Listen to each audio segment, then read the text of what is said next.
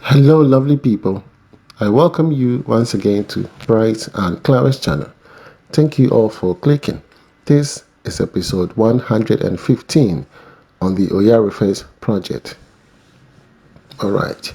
Once again, thank you all for taking time to watch my channel. I am extremely grateful. In today's episode, we're going to be looking at the review of the Burglary Bar. So kindly stick and stay and let's dive into the video. If you have not yet subscribed to the channel, please do subscribe and put me on post notification such that whenever I drop a video, you'll be the first to be notified. If you want to buy a land, this is the right time, okay, and the right channel for you, okay. Contact Select Estate. If you want to come to Ghana and own your land, litigation free, no issue, please contact Select Estate. Select Estate is the best place for you. You understand? Yes, you don't have to travel that far, go into the bush anywhere. You can farm anywhere. I'm saying this because I know one of my clients who is trying to acquire a land, somebody gave it way back in the bush, and I feel like it is not right. People they have to be honest. You understand? Contact Select Estate, get your land, and you can grow your vegetables wherever you are. Okay, and that place is even the best place for you to grow your vegetables.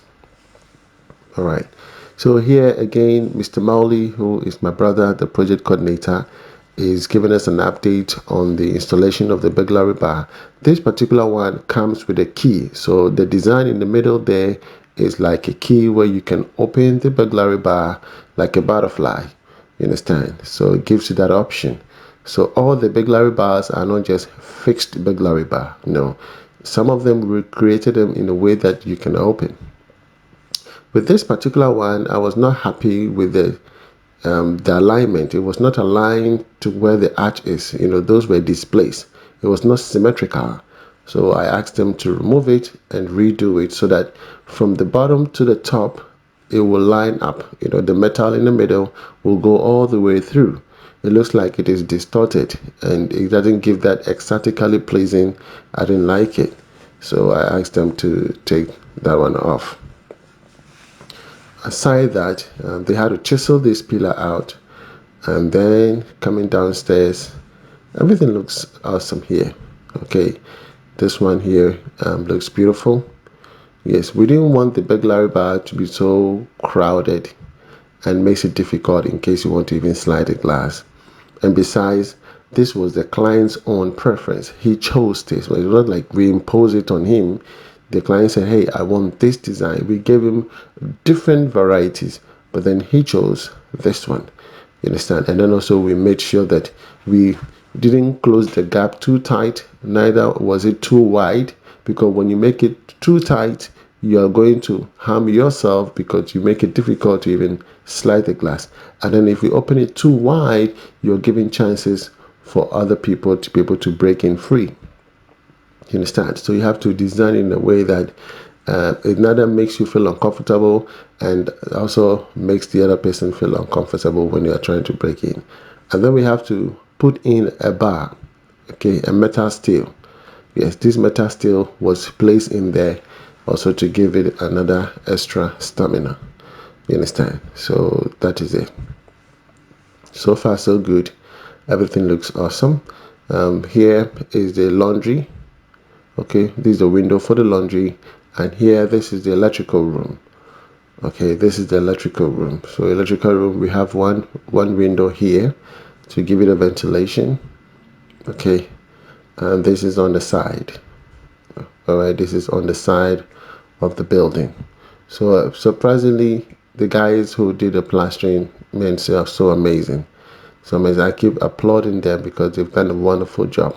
They took their time, and worked the building. They actually worked the building. And so everybody that passes by, they keep praising my team for what they have done. So congratulations to the team. They've done a wonderful job. This is one of my biggest projects. Okay, and all I have to do is pay attention to the project and make sure everything turns out good. All right, and then I will take you to Project Noah. I know a lot of you are waiting for Project Noah, and I'll be sharing a video with you right after these episodes. I'll be taking you back to Project Noah. We have the Kokrobite project going on to the final stage. The client is planning to move in. So all these I'll be sharing with you, plus other new projects that are have yet to come. I have some projects that I have not yet shared on the channel. I'll be sharing that with you pretty soon. So here, everything looks okay. The room is also ready. You can see that the floor is always clean. You understand? We always do this because, we don't want people walking around and breaking pipes. Are you with me? Here, the window was left a little bit rough because there's going to be a design on the window. We are going to do some designs by the window. So we kept those areas a little bit rough. We didn't want to make it too smooth. You understand? Yes, so we kept it a little bit rough. So one thing is that always tell your artisans to clean after themselves. Understand? Always tell them to clean after themselves. Once they are done, they should clean up the entire environment. There are some pipes moving here and there, so that those pipes will not be blocked. A lot of artisans they don't care about that. You understand? Because that is not their scope. They'll feel free to throw anything anywhere and block any pipe. You understand? So there should be a site supervisor who always checks things out and make sure that none of these things are damaged. You understand? And these are some of the bulletins I'll be creating pretty soon to let people know that, hey, never take your project for granted. If you want your house to turn out the way the architect has designed it, then don't rule out the architect from your building. Neither must you rule out a project supervisor. These two people are key to your success of your dream house. It is important. Okay, here you can see that I'm still applying the bitumen at the bottom of the building after the plastering. Before the plastering, the block work, I applied my bitumen, and now when the plastering is done, again I'm applying my bitumen before I push the sand towards the building. Why am I doing this? I'm giving it 2 double protection layers. You understand? Yes. And besides, I know that this area has the water level in the land is a little bit high, so I want to protect my client as far as I can, and that is exactly what I'm doing. You understand?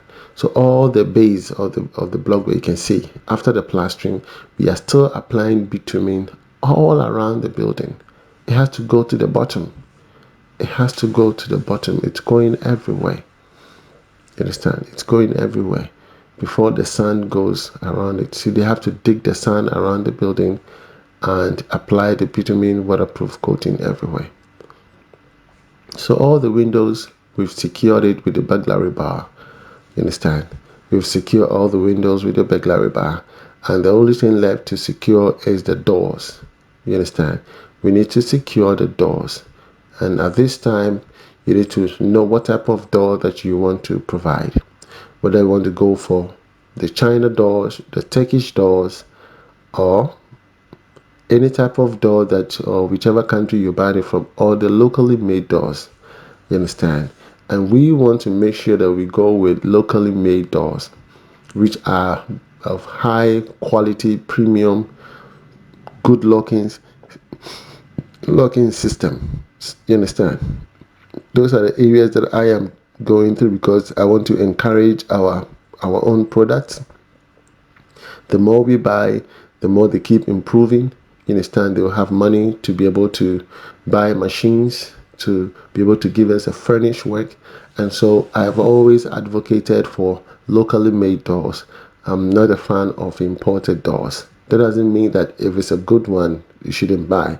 But I am not a fan of, advertising for imported goods when there are a lot of locally made ones that are of good quality. In fact, if you go to government sectors, big houses, they don't import their doors. They take their time, they get the good craftsman who design wooden doors, and when you touch those doors, man, they can stay for 50 years, 60 years, 70 years, and they're still strong. You understand? And those are the best you can have for your building. So take your time and have the right people. So here we are yet to provide a burglary bar, but they were planning to put a burglary bar at the entrance. And I said, hell no. No, you can't put a burglary bar here. No, no, no, no, no. Just secure the windows on the inside, and that's it. But this, once you put a burglary bar, you take away the beauty. You understand? Yeah, you take away the beauty. This is the entrance to the pantry or the outdoor kitchen, or right over there. So that side, they can put a sliding burglary bar. That I am okay. Yeah, so that was one thing we had a discussion on. Here, this is going to be the ramp. So the wheelchair can go from here all the way on the inside. Okay, so basically that is what that area is meant for. Understand? So we're going to be doing that pretty soon, so you can have a full walkthrough to the house. Okay. This is going to be a planter area. We're going to plant flowers over here, so we left that area. So you can see there's still a lot of work to do. A lot of work we have to do right over here. It's not easy at all. I have to stay focused, determined, making sure that everything is within the specified time frame. Okay. And so once I reach my maximum, I will move on to other projects, which all the videos are pending. I'll be sharing those videos with you. And then by the time I jump back on this one, I guess you will know. I will not tell you. You will know exactly what has happened. You understand? So again, my name is Mr. Bright Antonio. I am the CEO of B&C Constructions Limited. Please, that is my number on the screen. You can reach out to me via WhatsApp. If you call me, it might not come through because I'm here in Dubai.